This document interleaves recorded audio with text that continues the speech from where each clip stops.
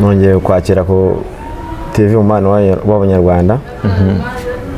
So nk'umuhanzi Yanani Koffi, iyo wumvishe umuco nyarwanda cyangwa se umubano, hari umuco hari umubano. Iyo wumvishe kare katangiye wenda ku umubano w'abanyarwanda, wumva ubyakira ute, ubyumva gute? Ya icyo twita umuco nyarwanda, umuco nyarwanda ni umwana uba ugomba kuba ufite umuco, ufite ubwonko, utekereza kure muri make, utekereza kure. Umwana udapfa kubona ibyo abonye byose ngo agende n'ibyo ngibyo, icyo agiye gukora cyose aba agomba kuba yagitekerejeho, kandi buri kimwe cyose agiye gusohora mu kanwa ke ngo avuge aba agomba kuba yagitekereje kabiri. Kwitwara neza muri bagenzi be,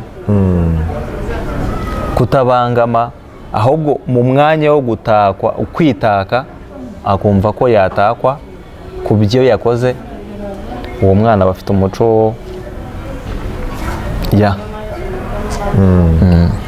None se iyo wumva aho ngaho usobanuye neza, muri make ni nko umuco nyarwanda kare. So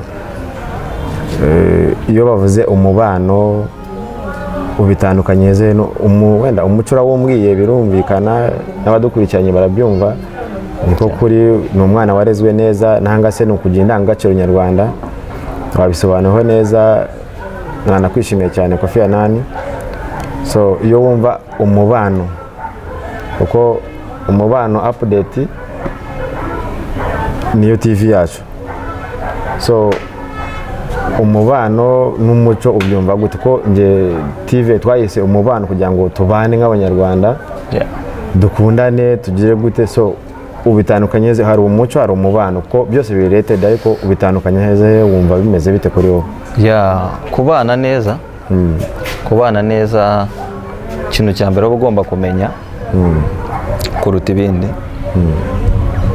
kwirinda gushyamirana na mugenzi wawe, kwirinda kumuvugaho ikibi kidakwiriye se cyangwa kumubeshyera mu buzima bwa buri munsi.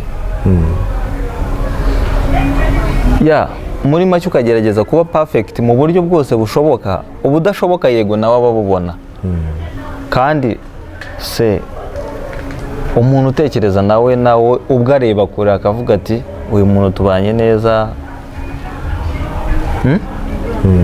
Ndumva aho ngaho bisa nkaho byumvikana. Urakoze cyane. Twari tuvuze wenda ngo itandukaniro ryo umubano n'umuco. So hari aho wenda watubwira bihuriye he, ko hari ukubana hari n'umuco? Wenda utubwire iyo umuntu ufite umuco wabana kare, nawe tubwire turebe umuco n'umubano aho bihuriye he, cyangwa se kare ubyumva ute nkawe, bisobanuye turebe. Umuco n'umubano bihura cyane, kuko niwambwira yuko waba udafite umuco ngo ubashe kubana n'abantu, ntabwo bishoboka rwose, nta nubwo bibaho. Bivuze ngo iyo ufite umuco, icya mbere uba ufite ikinyabupfura, kubaha, gutinya no gutekereza kure cyane. Ibyo bintu bitatu iyo bifite muri wowe, utekereza kure. Iyo ubashije gutekereza kure, kubana n'abantu birashoboka, nta kidashoboka. Kuko twe mu muco wa kinyarwanda uburyo twakuze batwigisha kubaho usa naho ushyitse, aho ugeze ukaba wagira ute, ukaba wasa naho. Uri mu bibazo ukarwana cyane kugira ngo ugerageze kuva muri bya bibazo. Nugera mu byiza urwane cyane ku buryo utari bugaragare nabi se cyangwa uri bubangamira abandi bantu kubera ko uri hejuru. Kubera ko twe tuzi ko ubuzima ari gatebe gatoki, isaha n'isaha ushobora kuba uri hejuru, indi ukaba uri hasi. Bityo rero mu muco wa kinyarwanda se, umubano n'abantu, iyo witwaye neza, wa wundi wagiriye neza umeze neza, niwe ugufasha mu bihe bibi.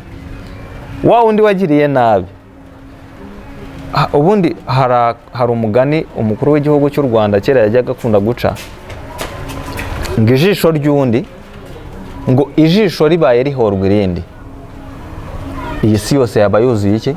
Impumyi gusa.